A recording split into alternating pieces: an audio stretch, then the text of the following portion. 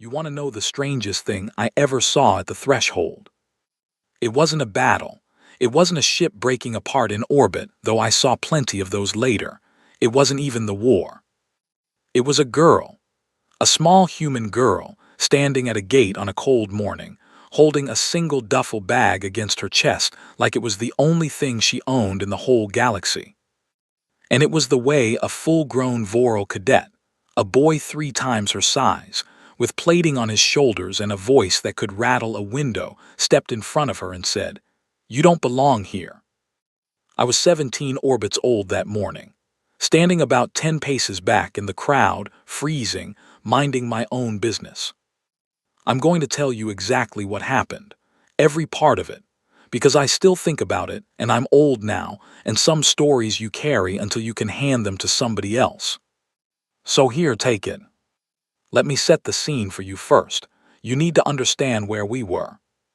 The Threshold Academy sat on a moon called Iron Kale. Not a warm place, not a kind place. It was a gray world, mostly rock and old ice, orbiting a gas giant so big that half the sky was always taken up by these slow bands of orange and rust-brown cloud. When the giant was overhead, the whole academy would go this dull copper color, like everything had been dipped in old metal. The air outside the domes was thin and mean. You could breathe it, but it hurt. Most of us didn't go out without a rebreather clipped to our collar. The academy itself was a cluster of towers and long, low buildings, all connected by these covered walkways so you'd never have to feel the wind. There were landing fields to the east, where the transports came down in bursts of blue fire and steam. There were training halls in the west, and in the middle of it all was the gate. Everybody just called it the gate. Capital G, you'd hear it in every accent in the sector. It was the main entrance to the training grounds. Not a big fancy thing, just a wide archway of dark stone and steel, with 2 guard posts and a sensor arch that scanned you as you passed. But it was the gate. It was where you first walked in as a nobody, and where you walked out, one day, as an officer. Passing through the gate on your first morning was a thing, a moment. There was a tradition, an old one, that on your first day you didn't ride the shuttle in. You walked. From the transport field, across the open yard up to the gate, and through it on your own 2 feet or 3 or however many you were born with, so the academy could see who came in on their own strength. That's why we were all out there that morning, standing in the cold, new cadets' first-day intake, waiting in a loose crowd for the gate to open. There were maybe 200 of us, every kind you could think of. There were the Voral, big, plated, proud, warrior stock going back further than anybody could count. Their whole culture was built on strength and rank and showing it. Half of them had already picked out who they thought was worth talking to and who wasn't, just by looking. There were the Setham, tall and quiet with those long gray fingers and eyes that didn't blink. Scholars mostly, navigators, they kept to themselves. There were a couple of Dreeny, my people, short, 4-armed, covered in this soft gray fur that everybody underestimates because it makes us look harmless. We're not harmless, we're just polite about it. My name back then was Chuovo, just Chuovo. I hadn't earned a second name yet. And scattered through the crowd in 1s and 2s were the odd ones.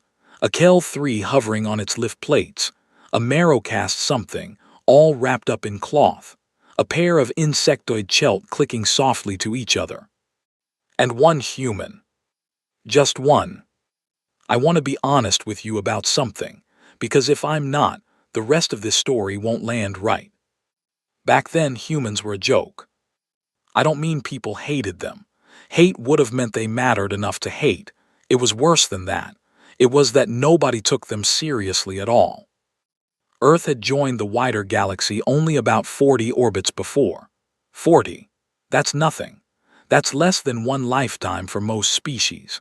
They'd come stumbling out of their little home system in ships that we thought looked like tin cans, waving at everybody, so excited to be part of it all. And everybody sort of patted them on the head. They were small, they were soft. They had no natural armor, no claws worth the name, no venom, no plating. They bruised if you looked at them too hard.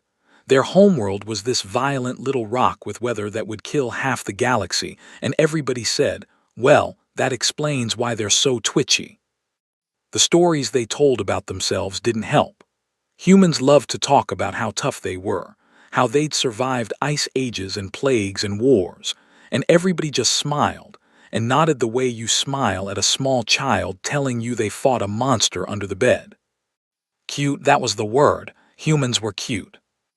So there was exactly one human in our intake, and I could feel the crowd's attention slide off her like water off glass. She wasn't a threat. She wasn't competition. She was a curiosity at best, a story to tell back home. You'll never guess who was in my class. A human. An actual human, poor thing. I looked at her too. I won't pretend I didn't. She was small even for one of them. Dark hair pulled back tight.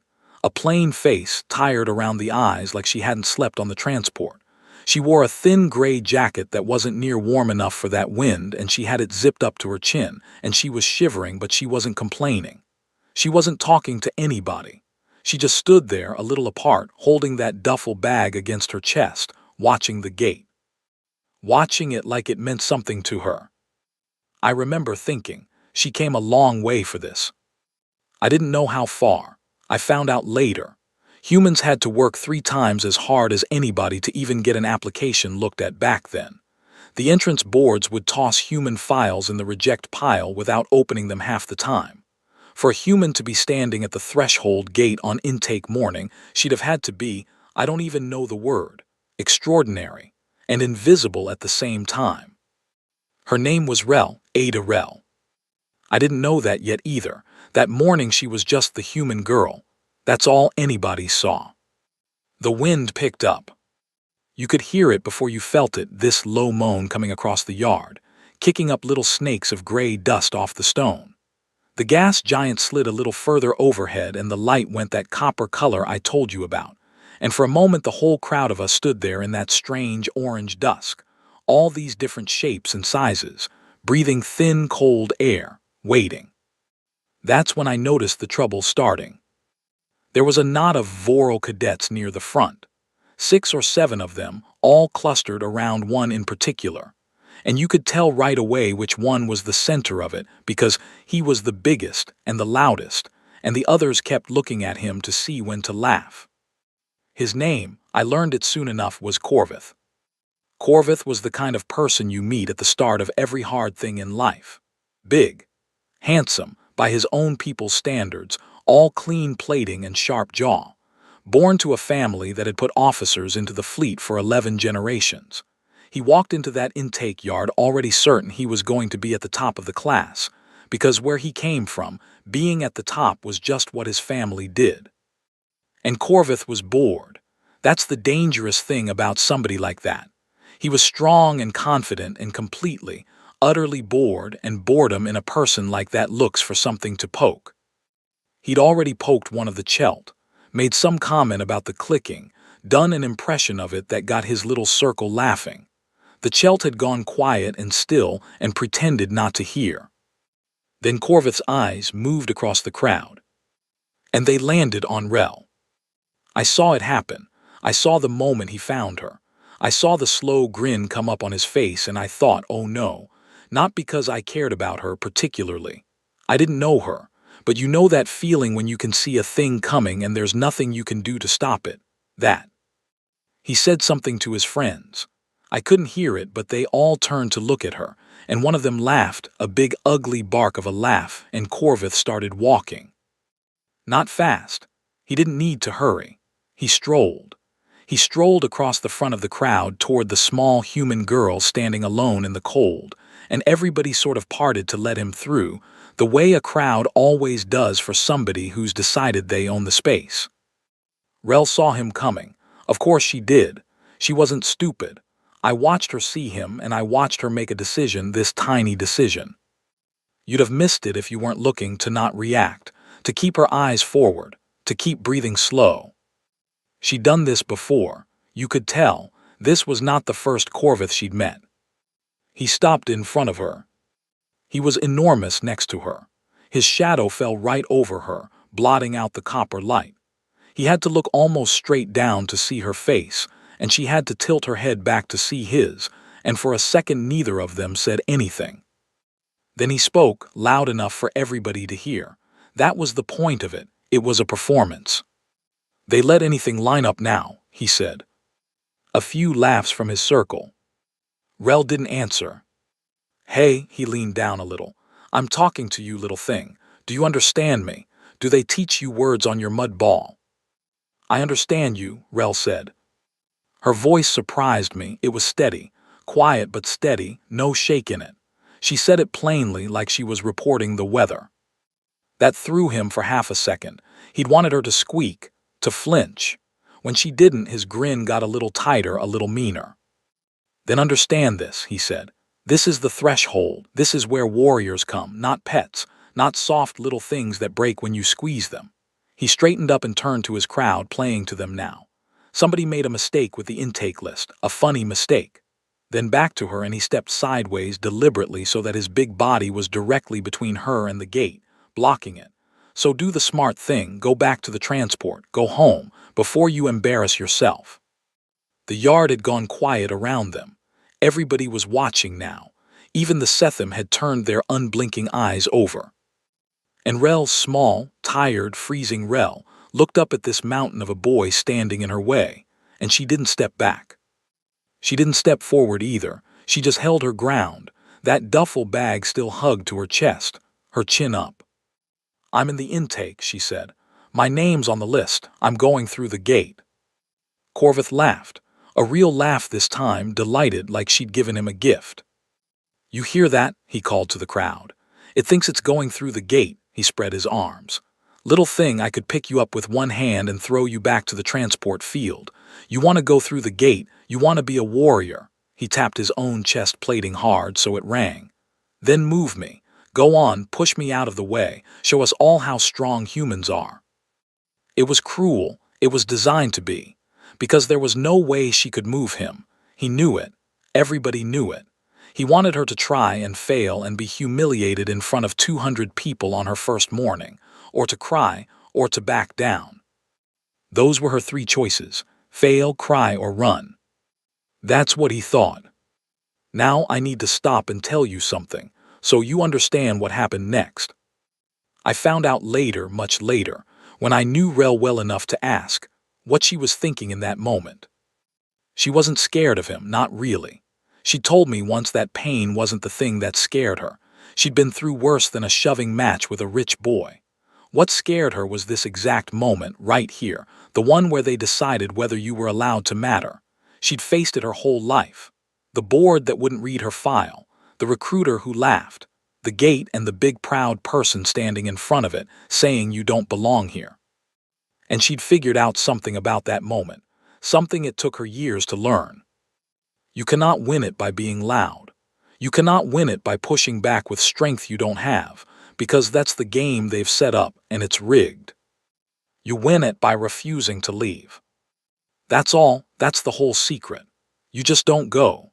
You stand there and you take it, and you don't go, and you don't cry, and you don't beg, and you make them do it.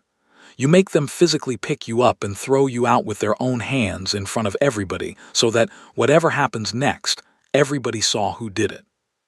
Most bullies can't do that. It sounds easy, but it isn't.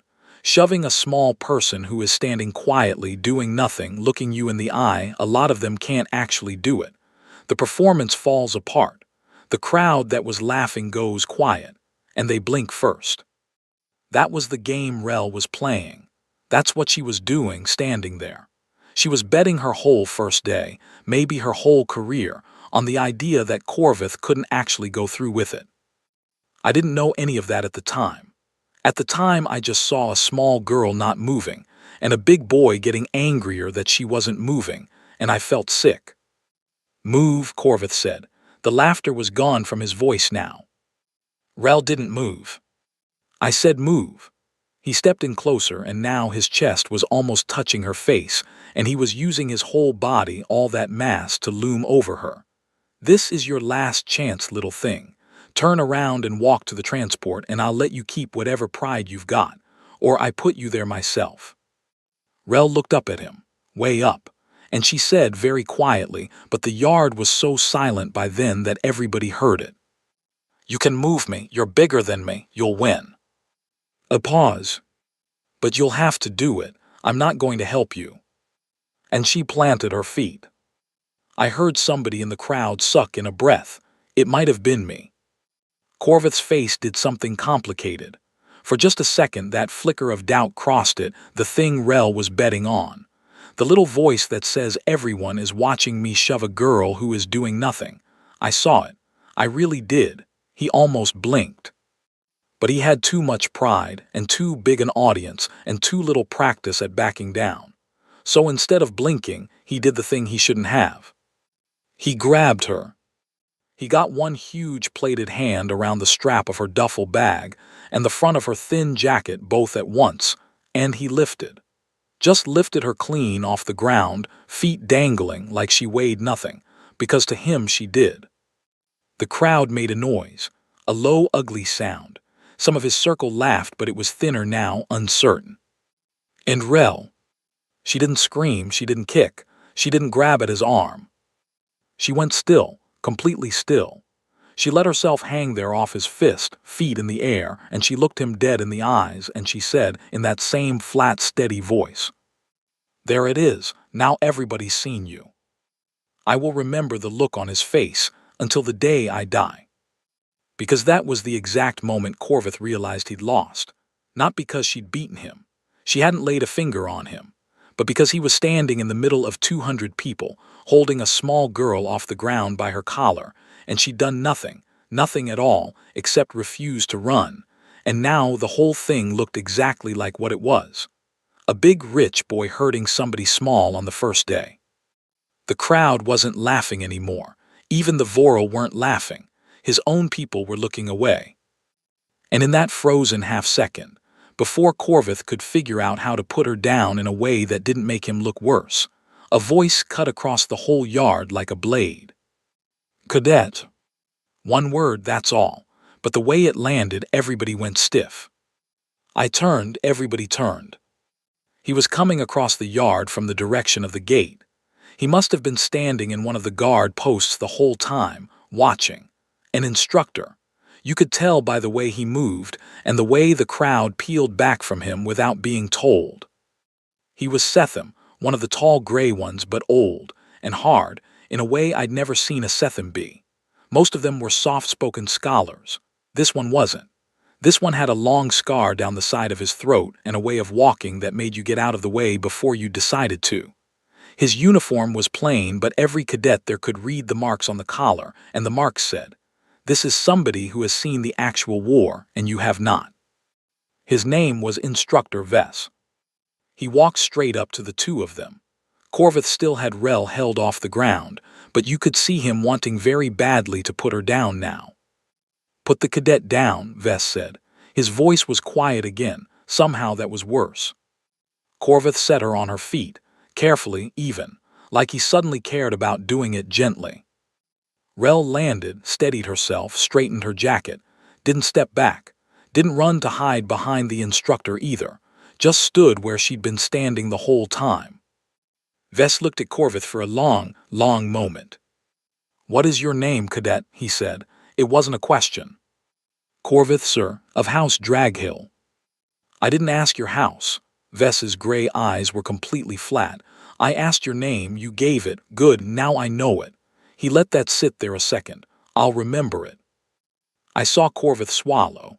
When a person like Vess says, "I'll remember your name," it is not a good thing. And then this is the part nobody expected. Instructor Vess turned away from Corvith, like he'd already stopped being important, and he faced the small human girl.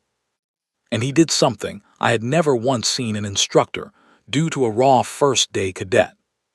He came to attention. Not fully, not the grand ceremony version, but he squared his shoulders and he brought his heels together and he inclined his head, that stiff, formal, old soldier nod that means respect between equals, and he said, clear enough for the whole yard to hear, "Cadet, on behalf of this academy, I apologize." You could have heard a pin drop on that moon. An instructor, a veteran, A Sethim with a war scar on his throat, apologizing to a human, to the one creature in the whole yard that every single person there had already written off as a joke. Rel blinked. It was the first time all morning I'd seen her look genuinely thrown. She'd braced for the shove. She'd braced for humiliation. She had clearly not braced for this. "Sir," she started, "you don't have to." "I do," Vess said. "You came to my gate on your own 2 feet. You stood your ground when a larger cadet tried to frighten you off it, and you did not lower yourself to his level, and you did not run. That is exactly what this place is supposed to teach, and you already had it before you walked in." His flat gray gaze flicked just once to Corvith, then back. "The failure this morning was not yours. It was ours for letting it happen in front of the gate, so I apologize. And I do it in front of everyone, because everyone watched the wrong thing happen, and everyone should watch the right thing happen too." He stepped back, gestured to the gate, which was, at that exact moment, beginning to grind open, the great dark doors rolling back, the sensor arch lighting up blue. "Cadet Rel," he said, "you have the honor of being first through. I have thought about that morning for most of my life, and I still don't think I've gotten to the bottom of it. Here's the thing I keep coming back to.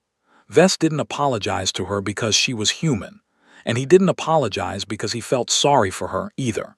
If you'd suggested to that old Sethim that he pitied Ada Rel, he'd have looked at you like you were slow.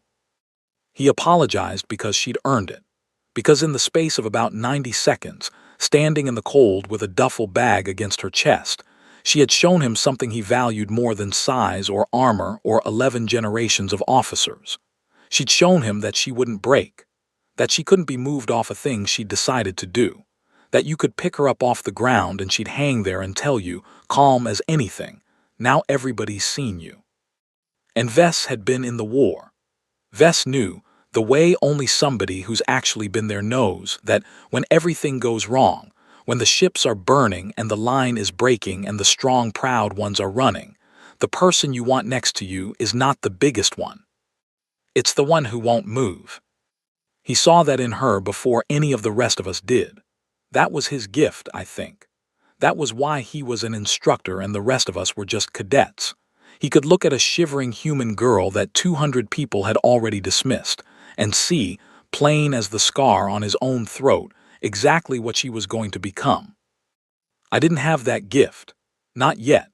That morning I just stood in the crowd, a soft gray dreamy kid with 4 arms and no second name, and I watched a human walk first through the threshold gate while an entire yard of warriors stood there in stunned silence, and I felt something turn over in my chest that I didn't have a word for. I have a word for it now. It was the beginning of respect. Rel walked toward the gate. She had to pass right by Corvith to get there. And here's the last thing I want to tell you about that morning, because it's the thing that made me decide, right then, that I wanted to know her. She stopped in front of him, just for a second. He was standing there, humiliated, a boy who'd just been called out in front of everyone he wanted to impress. And a lot of people in her place would have said something, twisted the knife, gotten a little of their own back. She'd earned it. Nobody would have blamed her. She looked up at him, and she didn't gloat, she didn't smile. She just said quietly, only for him, "You could have just let me through." And then she walked on. That was it. That was the whole thing she said. "You could have just let me through." No triumph in it. Almost sad, if anything. Like she really did wish he'd made a different choice because the one he'd made was going to cost him and she knew it, and there was no joy in that for her. She passed under the sensor arch. It lit her up blue head to foot, scanning. There was a soft chime. And Ada Rel, first human ever admitted to the Threshold Academy. The joke of the intake. The small soft thing that was supposed to break, walked through the gate first, on her own 2 feet, and disappeared into the training grounds beyond. The rest of us filed in after her. I remember passing Corvith as I went. He wasn't looking at anybody. He was staring at the ground where she'd been standing, at the scuffs her boots had left when he lifted her off the ground, and his jaw was working like he was chewing on something bitter. I almost felt sorry for him. Almost. I should tell you what happened over the next few weeks, because the gate was just the start of it, and if I stopped here you'd think it was only a nice story about a bully getting told off. It's more than that. What happened at the gate was the seed. What grew out of it is the real thing. The academy sorted us into wings that first afternoon. Luck of the draw mostly, and a bit of aptitude testing. I ended up in Kestrel Wing, west side of the compound, and I still don't know if it was luck or if old Vess had a hand in it, so did Rel. And so, of all the rotten fortune, did Corvith. Same wing, same corridors, same instructors half the time. We were going to be tripping over each other for 4 solid orbits. Now you'd think, after the gate, that Corvith would either go quiet or go for revenge. He did neither at first. What he did was pretend it never happened. He walked around Kestrel Wing like the gate morning had been erased, like everybody had agreed to forget it, and he built himself a little court of admirers exactly the way his kind always did, the strong ones, the loud ones, the ones who wanted to be near power.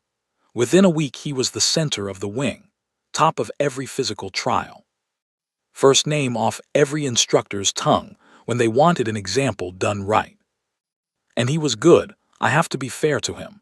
He wasn't just big and proud, he was genuinely, frustratingly good at nearly everything they threw at us. Marksmanship, hand-to-hand, tactics on the board. He'd been raised for this since he could walk. It showed. Rel, meanwhile, was invisible again. That's the part that surprised me. After the gate I don't know what I thought, that she'd be famous, that everybody would treat her differently. But the crowd has a short memory, and within a few days the whole intake had gone back to seeing her the way they saw her before. The small human, the curiosity, the one who couldn't keep up. Because she couldn't, not physically, that was the plain truth of it. In the strength trials she came last every time. She couldn't lift what the Voral lifted. She couldn't take a hit from a Chelt without going down. In the sparring circles she got put on the mat again and again and again by cadets half a head shorter than the ones who beat me. Her body just couldn't do what theirs could. She was human, soft, breakable. And a lot of the wing decided that settled it. See, we were right, she's a joke. Vess made a fuss over nothing. Corvith definitely decided that. I'd catch him watching her lose a match, and there'd be this little satisfied set to his jaw, like the universe was correcting a mistake. But here's what they missed. What I only started to see because I was in the bunk 2 down from hers, and I paid attention. Rel never stopped. She lost every strength trial, and then she'd be in the training hall an hour before wake call the next morning alone, doing it again. She got put on the mat 40 times in a sparring session, and she'd get up 40 times, and on the 41st she'd have figured out something new about her opponent's balance, some little thing, and she'd use it. She couldn't win on strength, so she stopped trying to. She started winning on everything else. On patience. On watching. On knowing where you were weak before you knew it yourself. I watched her spar a Voral twice her size once about 3 weeks in. He knocked her down 6 times. 6. And each time she got up slower and I thought, that's it, she's done, she'll stay down this time. And she didn't. She got up the 7th time. And she'd stopped trying to block his strength, and instead she just waited. Made him come to her. Made him overreach. And when he did, she wasn't there anymore, and he stumbled, and she put him on the mat with a move that used exactly none of her own muscle and all of his. The hall went quiet, same quiet as the gate. The Voral got up furious. Rel just stepped back, breathing hard, bleeding a little from the mouth, and waited to see if he wanted to go again. He didn't. Instructor Vess ran the tactics module for Kestrel Wing. Twice a week, in a long hall with a big table that could throw up a battle map in light above it. And it was in that hall, more than anywhere, that I started to understand what Vess had seen at the gate. Because on the physical field Rel was last. But on that table, with the map glowing over it and a problem to solve, she was something else entirely. Vess would set us a scenario, a fleet in trouble, a siege, a rescue with too few ships and too little time. He'd give us the pieces and let us argue, and then he'd tear our answers apart. Corvith's answers were always the same shape, strong, direct, hit them here, hit them hard, break their line, they'll fold. and they were good answers, bold answers. Half the wing would nod along. And Vess would look at Corvith's plan and look at Corvith and say something like, "Yes." And when they don't fold, when they've done exactly what you would do and they're waiting for you to hit them there because you always hit them there, what then, cadet? And Corvith would have no answer because his plan didn't have a then. It only had the first move, the strong move, the proud move. It assumed the enemy would break because he was Corvith and things broke when he hit them. Then Vess would turn to the room, anyone. And most days, after a silence, it'd be the small human in the back who spoke up. Rel's plans were ugly, that's the only word for it. They weren't bold, they weren't proud, they gave ground. They looked like losing right up until the moment they weren't. She'd sacrifice position, fall back, let the enemy think they'd won, string them out until they were overextended and tired and sure of themselves. And then, only then, at the one spot where it mattered, she'd refuse to move. She'd hold one thing, the right thing, and let them break themselves on it. It was the gate. Every single time it was the gate. You can move me. You'll win. But you'll have to do it, and I'm not going to help you. She'd turned the thing she'd done to Corvith in the yard into a whole way of fighting a war. Vess loved it. You could see it under all that gray stone of a face. He'd study her plans for a long time and then he'd say quietly, "Yes." Just that. Yes. And from Vess that was worth more than a medal. Corvith hated it more than I can tell you. It came to a head about a month in. I remember it clearly because it's the day the story stopped being about a bully at a gate and started being about something bigger. Vess set us the hardest scenario he'd given yet. A full simulated engagement, wing against wing, run live in the tactics hall with the map glowing and each of us commanding a piece of a fleet. He split Kestrel Wing in two. Corvith commanded one side, and Vess, I don't think it was an accident, put Rel in command of the other. The big proud one against the small stubborn one. The whole wing watching. It was the gate again, but this time on a battlefield with fleets instead of fists. I was on Rel's side, commanding a flank, terrified. It went the way you'd expect at first. Corvith came in hard and fast and beautiful, the way he did everything, and he hit our line and it buckled. He whooped. His side whooped. On the map, his ships were pouring through a gap in our formation, and it looked, for about 10 minutes, like a complete rout. And Rel fell back. I remember shouting into the comm, "We could talk, cadet to cadet, on our own channel. We have to hold, we're breaking. Tell me to hold the flank." And her voice came back, calm, that same flat, steady voice from the gate.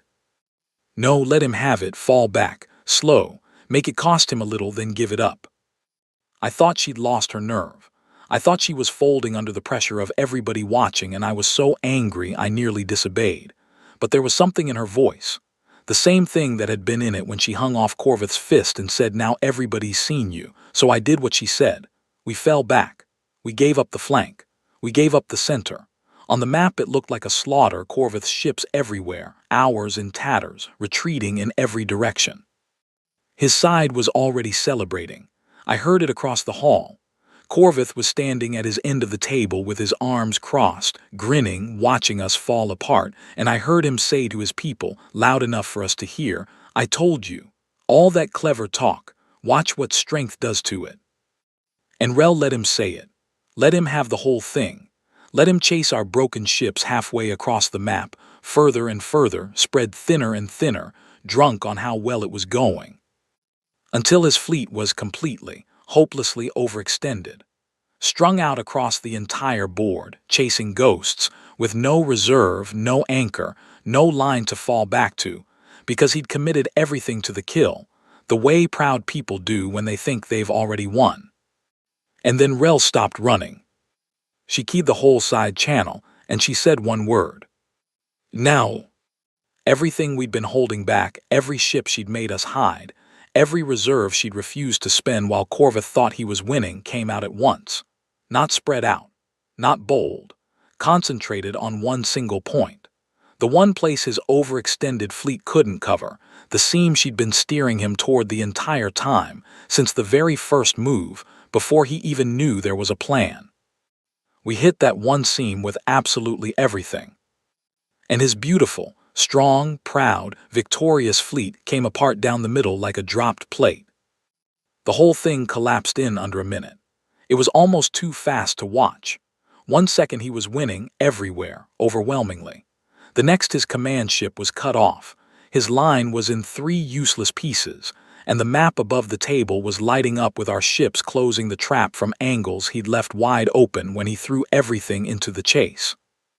The hall went dead silent. Corvith stared at the map, at his shattered fleet, at the small human girl standing calmly at the other end of the table, who had just taken every ounce of his strength and used it to break him, exactly the way she'd let him lift her off the ground so the whole yard could see who he was. He didn't say anything. There was nothing to say. And Instructor Vess, standing off to the side in the shadows where he'd watched the whole thing, stepped forward into the light of the map, looked at the ruin of Corvith's fleet and the shape of Rel's trap, and said, in that quiet voice that carried to every corner of the hall, "That's how you take a warrior's strength and give it back to him point first." He let it hang there. Remember this, all of you, every one of you. The biggest fist in the room is the easiest thing on the battlefield to steer. You just have to be willing to lose everything he thinks matters and hold on to the one thing that actually does. He looked at Rel then, just for a moment, and he gave her that same stiff old soldier nod he'd given her at the gate. She nodded back, no triumph in it, same as the gate. She looked, if anything, a little tired. I looked across the table at Corvith, expecting T9 orbits. That's how long it was between the morning at the gate and the day I'm going to tell you about now. 9 orbits between a small girl standing in the cold with a duffel bag and a fleet burning over a nothing little world at the edge of everything. A lot happens in 9 orbits. We grew up. We graduated. We scattered across the fleet the way cadets do, and for a while I lost track of most of them. I got my second name in there. I'm Chuovo Saren now, if you were wondering, and there's a story in the Saren, but it's not this one. I served 2 tours on a supply cutter, saw a little action, mostly saw a lot of empty dark and drank bad recycled water and got old the slow way. But I want you to understand, the galaxy I graduated into still didn't take humans seriously. Even then. Even after everything the Academy people had seen with their own eyes. Because here's the thing about the wider galaxy. It doesn't care what one instructor saw on one moon. It had its story about humans, and it had had that story for 50 orbits, and stories like that don't die because one small girl won a tactics game. They die the hard way. They die on a battlefield all at once in front of everyone. That's what the Rim was. Let me tell you about the enemy first. Because you have to understand what we were up against, or none of the rest of it will hit you right. They were called the Veilith. Nobody knew where they came from. That was the worst part. They just appeared out past the Rim on the far dark edge of settled space, and they started eating worlds. Not conquering. Eating. They'd come to a system, and they'd strip it, the people, the biosphere, the raw mass of the planet itself, and they'd move on. And where a living world had been, there'd be nothing but a cold husk and a few cooling fragments. Their ships were black and wrong-looking. No lights. No hail. They didn't answer when you called them, and they didn't take prisoners, and they didn't stop. In 3 orbits they'd taken 11 systems along the Rim, and every fleet the galaxy sent to stop them came back in pieces, or didn't come back at all. By the time the story I'm telling you happens, the Veilith had reached a system called Habron's Reach. And Habron's Reach mattered because past it there was no more Rim. Past it was the settled core. Past it was everybody's home. Habron's Reach was the last gate. The real one. Not a stone arch on a training moon, the actual line, the place where the galaxy decided whether it was going to hold or fold. And somebody had to stand in it. I wasn't supposed to be there. My cutter got pulled into the relief fleet at the last minute, hauling ammunition, and that's the only reason I saw any of it. I want to be honest, I didn't do anything heroic at Habron's Reach. I hauled shells and I stayed alive and I watched. That's all. But sometimes watching is its own kind of job because somebody has to carry the thing home afterward and tell it. So here I am, carrying it to you. The fleet that gathered at Habron's Reach was the biggest thing I ever saw. Ships from 40 species.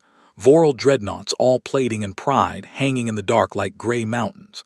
Setham navigators threading the formation, Chelt swarm carriers. Everything the galaxy had left all pulled back to this one last line. And it was falling apart before the battle even started, because 40 species don't fight as one. They never had. Everybody wanted to command.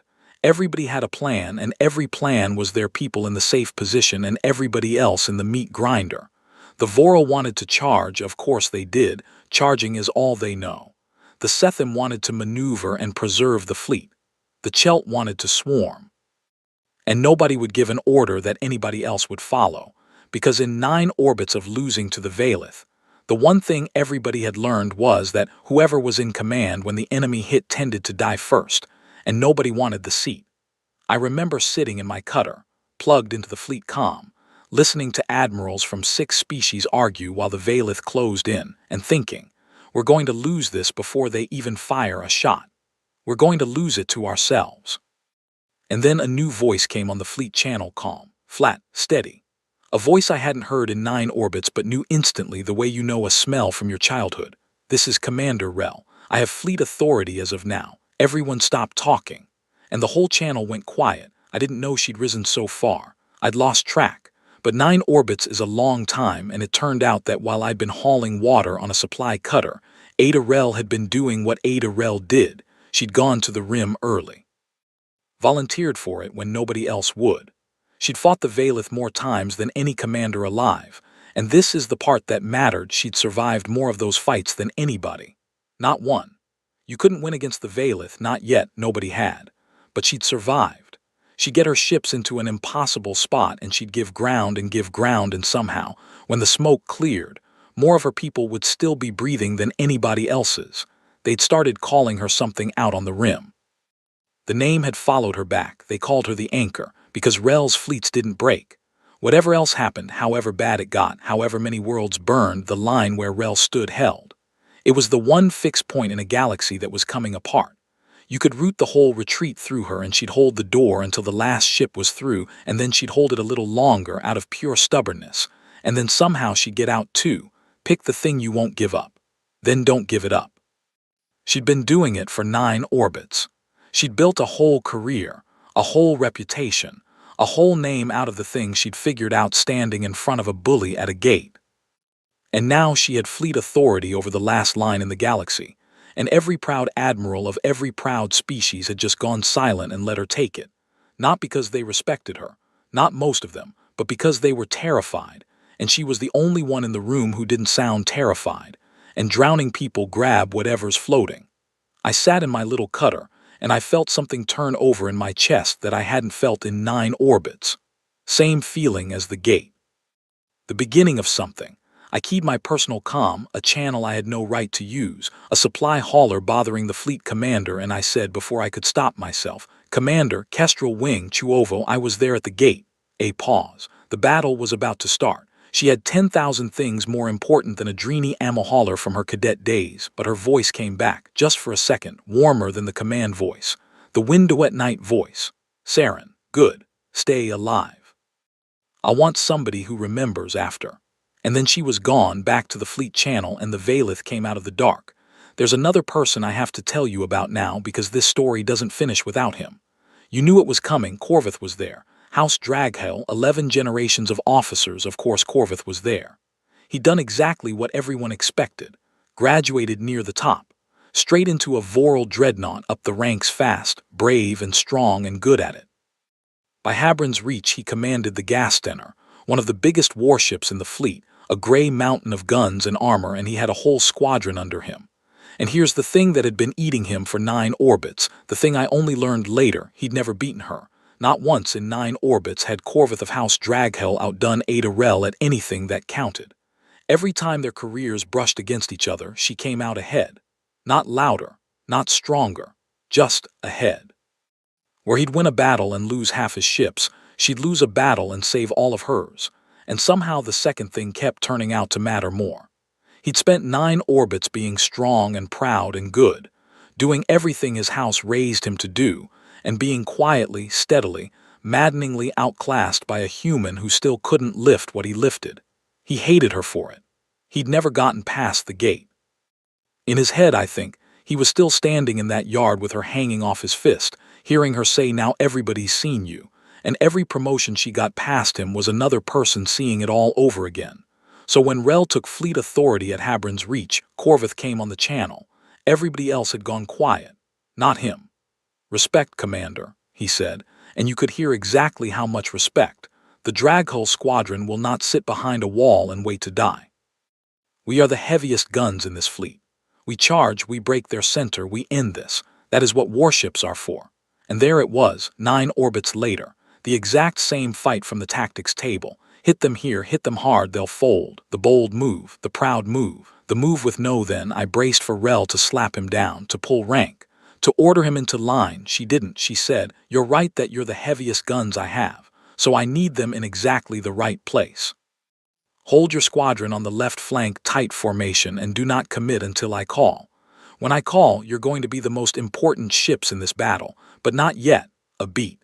Can you hold Corvith?" She used his name, not his rank. His name the way Vess had said it at the gate.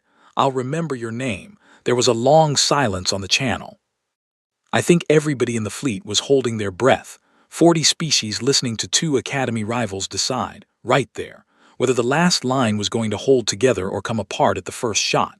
And Corvith, proud, furious, 9 orbits bitter Corvith said, tight and low, "The Draghull Squadron will hold the left." Let out a breath I didn't know I'd been holding. The battle at Habron's Reach lasted 11 hours. I'm not going to walk you through all of it. I couldn't if I tried. Most of it was chaos and noise, and the awful silent flashes of ships dying in the dark. And I spent a lot of it just trying to keep my cutter from getting swatted while we fed ammunition to whoever screamed for it loudest. War isn't a clean story from the inside. It's 100 small terrors stitched together. But I can tell you the shape of it, because the shape of it was pure Rel, and once you see the shape you'll understand everything. She gave ground. From the very first minute, she gave ground. The Valith came in the way they always did, black and silent and overwhelming. No formation you could read, just a wall of wrongness rolling toward the line. And the whole galaxy's instinct, everybody's instinct, was to meet that wall head-on with everything, because that's what strength does, that's what pride does. That's what 9 orbits of losing had never managed to unteach anybody. Rel didn't meet it. She bent around it. She pulled the center back slow, controlled, costing them a little for every step but never breaking, and she let the Valith push in and push in and push in, exactly like she'd let Corvith's fleet chase her broken ships across a training table 9 orbits before. The admirals hated it. I heard them on the channel. "We're retreating, we're losing the reach, hold the line, hold, hold." And Rel's flat, steady voice over and over into the panic. "Give it up. Slow. Make them pay a little. Then give it up. Trust me. Fall back to the next mark." She was losing. On every screen, on every map, she was losing. The Valith were pouring through, deeper and deeper into the collapsing bowl of our fleet, sure of themselves, drunk on it, the way they'd been drunk on 11 systems before this one. And I understood, watching, in a way I never had at the tactics table, because now it was real. Now it was ships full of people dying to buy each step. I understood what it cost her to do this. To lose on purpose. To watch worlds and ships and lives go into the dark and hold the plan anyway. Hold it past the point where every instinct in every body in that fleet was screaming to stop giving ground and just fight. That's the part nobody tells you about her way of doing things. Pick the thing you won't give up, then don't give it up. It sounds simple. It sounds almost easy. It is the hardest thing in the world. Because to do it, you have to give up everything else. Every other thing you love, every other thing you could hold, you have to be willing to lose it, all of it, and keep your grip on the one thing only. And you have to do it while everyone around you begs you to stop, and while it looks, right up until the last second, exactly like defeat. She held the plan for 11 hours. She let the galaxy's last fleet look like it was dying. She steered that whole black tide of Valith, step by bloody step, into one shape, toward one seam, exactly the way she'd once steered a proud boy's fleet across a glowing table. And then at the 11th hour, when the Valith were stretched across the whole battlefield, fully committed, deep in the bowl of our fleet, certain they had one she called Corvith, I was close enough to see it. That's the one thing I'm grateful for, out of that whole terrible day. I was close enough to see the left flank. The Draghull Squadron had held for 11 hours. Do Do you understand what that cost him? 11 hours of watching the battle burn, watching worlds die, watching the fleet fall back and back and back, and Corvith, whose entire self was built on charging, on strength, on being the fist that breaks the line, had sat there. Held. Not committed. Waited. On the word of the human he hated most in the galaxy. I don't know how he did it. 9 orbits earlier, he couldn't hold his temper past 10 seconds at a gate. But he held for 11 hours at Hadron's Reach, and I've come to think that's the bravest thing anybody did that day. Braver than any charge, because charging is easy for someone like Corvith. Waiting was the hardest thing in the galaxy for him, and he did it on her word. Then her voice came on the channel. The word she'd used on a training table 9 orbits before. One word. Now.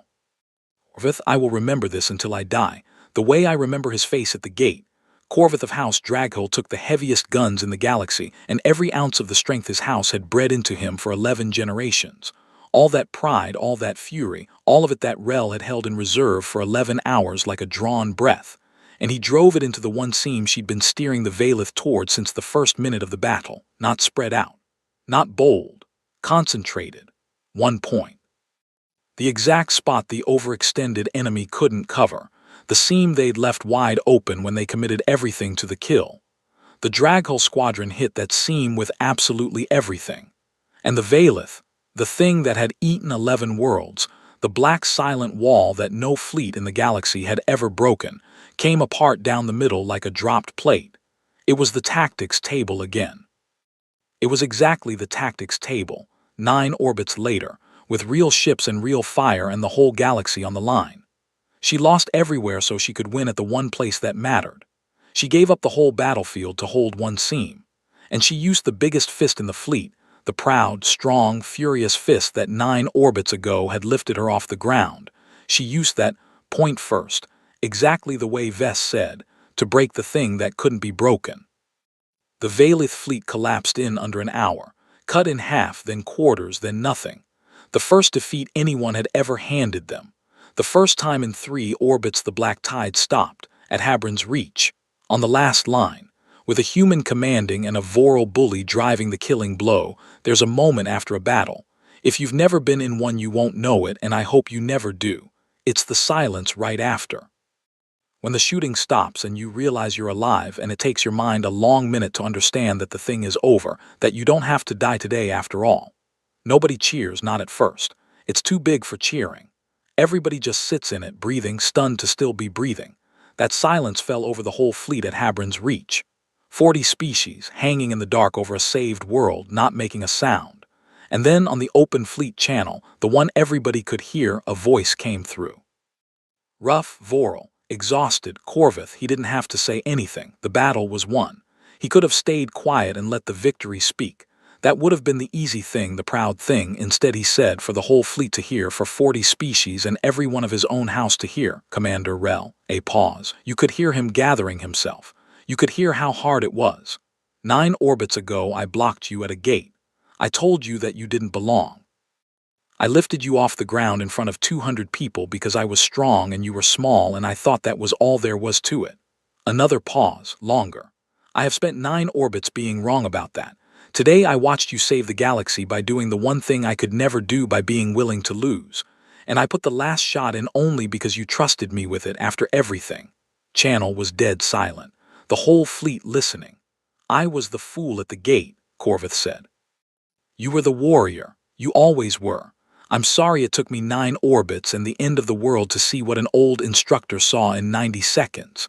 And then, you have to understand what this meant from a Voral from House Draghul, over an open channel where his entire people could hear. The Draghul squadron is yours, Commander, for as long as you'll have us. Wherever you point, we'll break it. I sat in my cutter with tears running into my fur, which is not a thing Dreeny are supposed to admit to, and I didn't care. Rel's answer came back after a moment, and it was so completely her that I laughed out loud, alone in my cutter, this cracked, exhausted laugh. She didn't accept the apology grandly. She didn't make a speech. She didn't twist the knife, didn't remind him of the gate, didn't take her 9 orbits of being right and hold it over him now that she finally, publicly, could. She just said, quiet, tired, warm, you held the left for 11 hours, Corvith. Everybody heard me tell you to charge, but nobody knows how much it cost you to wait. I know. That was the whole battle, the waiting, not the charge. A breath. You didn't put the last shot in because I trusted you. I trusted you because you could put the last shot in. There's a difference. Took me a while to learn it too. And then, so soft I almost missed it, the thing she'd said to him at the gate 9 orbits ago, coming all the way back around. You could have just let me through back then. But I think maybe we both needed the long way around. That was it. That was the whole thing. No gloating. Almost sad, if anything. Same as the gate. Like she really did wish it hadn't taken 9 orbits and a war, because there was no joy in being right about how far a proud person has to fall before he can see straight. And that was the day, that was the day the galaxy stopped laughing at humans. Not because of a speech. Not because of a story humans told about themselves. Because 40 species watched a small, soft human commander stand in the last gate in the galaxy and refuse to move, and hold the line by giving up everything except the one thing that mattered and break the unbreakable enemy. And every single one of them understood, all at once, in the terrible clean silence after the battle, exactly what humans were, not strong. They were never the strongest. Rel still couldn't lift what Corvith lifted that day or any day, but you could not move them. That was the thing, that was the whole thing. You could take everything from them and they would give it up, all of it, and keep their grip on the one point you needed them to hold and hold it past the end of the world. The galaxy had a word for the strong ones. It had a lot of words. Warrior, Dreadnought, House Draghel, 11 generations. After Habron's reach, it had a new word, and it belonged to the small breakable ones everybody had written off. The word was Anchor. Old Vest didn't live to see it. I looked for him after. I wanted to find him wherever he'd ended up and tell him, you were right, you old gray stone. You saw it in 90 seconds and it took the rest of us 9 orbits and a war. You were right. But I found out he died 2 orbits earlier. Quietly. In a training hall of all places, dropped in the middle of setting a tactics scenario for a wing of cadets he'd never see graduate. Rel told me when I finally got to sit with her again, really sit, the way we had by the window on Ironcale a lifetime ago. She'd found out the same way I had, too late to say anything. She was quiet for a long time. Then she said the truest thing about him I ever heard. He didn't apologize to me because I was human, she said. Everybody thinks that's the story. The old instructor stood up for the little human. It's not the story. She looked out the port at the stars, at the saved dark. He apologized because I'd earned it and because everyone had watched the wrong thing happen and he wanted them to watch the right thing happen too. That's all he ever did his whole life. Make people look at the right thing. He made a whole yard look at me on a morning when I was nobody, and he made them see it before I'd done anything to prove it. A small breath. He believed it into being true, and then I spent 9 orbits trying not to make a liar of him. Thought about that more than almost anything else in this whole story, because that's the part that gets left out, isn't it? We tell it like it's about Rel, the girl who wouldn't move, the anchor, and it is mostly. But there's no anchor without the old Setham who took one look at a shivering nobody at his gate and squared his shoulders and came to attention and said, in front of everyone, I apologize, before she'd earned a single thing, on nothing but what he could see coming. Somebody has to see it first. That's the quiet truth under the whole loud story. Before the warrior, there's the one who sees the warrior. Vess saw her before there was anything to see. And she spent the rest of her life becoming what he'd already decided she was. Hate. And it was there, a little. But under it was something worse for him. Something I think hurt him more than losing. It was the beginning of understanding. For the first time, the big proud boy was looking at the small human girl and actually seeing her.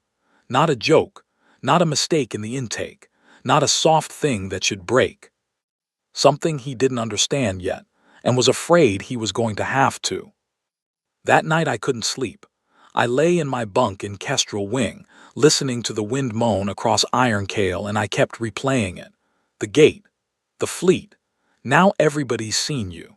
The way she never once won by being stronger because she never could be, so she'd become something the strong ones had no answer for. I climbed down eventually and I went out to the common bay, and she was there. Of course she was. Sitting by the long window, looking out at the copper light of the gas giant, that duffel bag on the floor by her feet like she still didn't quite trust the place enough to unpack it all the way. I sat down a little apart, didn't want to crowd her. Dreeny are polite about things. We didn't say much for a while. Then I said the thing I'd been carrying since the gate. Why didn't you move, first morning? When Corvith told you to, you knew he'd pick you up. Why not just step aside and go through after? She thought about it for a long time, long enough that I figured she wasn't going to answer. Then she said, still looking out the window, because if I'd stepped aside on the first day, I'd have been stepping aside every day after. That's how it works. You let them move you once, they move you forever. A small breath, not quite a laugh. I've been stepping aside my whole life, Chuovo. I got tired of it. Somewhere back there, I decided the next gate somebody stood in front of, I wasn't going to move. Didn't matter how big he was. Didn't matter if he threw me. I just wasn't going to move. She finally looked over at me. Turns out that's most of it. In fighting, in fleets, in all of it. Everybody wants to know the clever trick. There isn't one, it's just pick the thing you won't give up. And then don't give it up, even when you're losing, especially when you're losing. She shrugged, small. Everything else is just details. I've thought about that for the rest of my life. I'm thinking about it right now, telling you this. That was Rel. That was the whole of her, sitting by a window on a cold moon. A soft, breakable human that a whole galaxy had written off, explaining the one thing that would eventually make her the most feared fleet commander of the Golden Age, in the plainest words you ever heard, like it was nothing. Pick the thing you won't give up, then don't give it up. Corvith learned it too in the end. But that's part 2. That's a longer story and a harder one, and it doesn't happen at a gate or a training table.